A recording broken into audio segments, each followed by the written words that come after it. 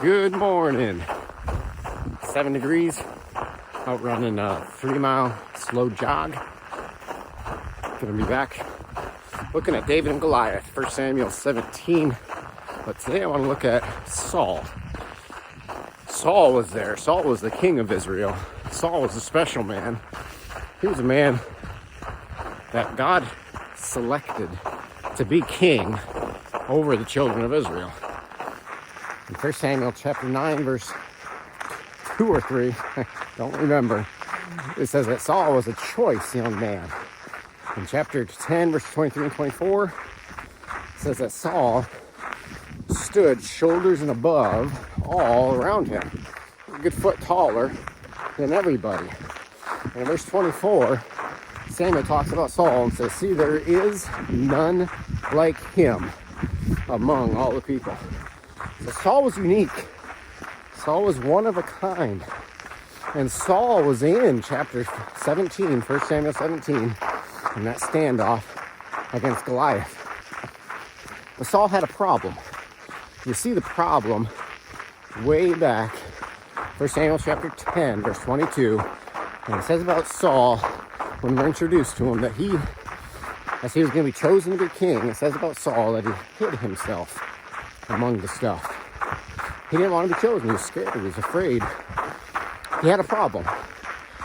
And we all have problems. That's not such a big deal. But the thing with problems is you got to fight them. If you're fighting a problem, I didn't say conquer. I didn't say win. I didn't say get full victory. Some problems you get full victory on. Some you don't. What I'm saying is if you're fighting the problem, you're winning. It's all about fighting the problem. And some problems you eventually get victory. Some problems you continue fighting. With Saul, he didn't fight his problem. You see, he hid amongst the stuff, 1 Samuel 10, verse 22. And when we get over to 1 Samuel 17, with this fight of Goliath, it's like Saul was hand-chosen for the moment to fight him. Saul was a Goliath to the Jews. Saul was a giant to the Jews.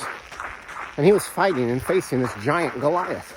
And Goliath, earlier on in the chapter 17, says, "I am waiting for a man. Is there not a man among you?" Calling Saul right out.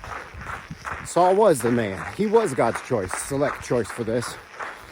And yet, what did he do? He was hiding still. Down around verse 31, 32, 33, David comes to Saul. Saul's hiding. Doesn't say he's hiding, but he's hiding. He's hiding in the tent. He's hiding behind his armor. He's hiding behind his army. And instead of being the one that goes out, trusting the Lord for victory, which God would have given it to him, he did. And of course, the question is, how do you get victory over something like that? And how do you get victory over a fear, over a hiding? How do you not be a Saul? How do you be a David? Because, well, you got to trust the words of God. Get in the book. Get in the Bible. Read it. Believe it. Don't question it. Believe it. Get it in your heart. Get it in your minds. Day by day, by day, by day, by day, until you die. Get around some good friends. Good friends. Encourage you. Stir you up. Get on your knees in prayer. Bow your heart before God. Cry out to God. Whatever you do, fight it. Get after it. Mediocrity is death. Saul chose to remain stable in his walk with the Lord. It killed him. David had his faults, but David always came back to God. David grew, and he kept growing until the day he died. You be a David. Get out there and run for Jesus.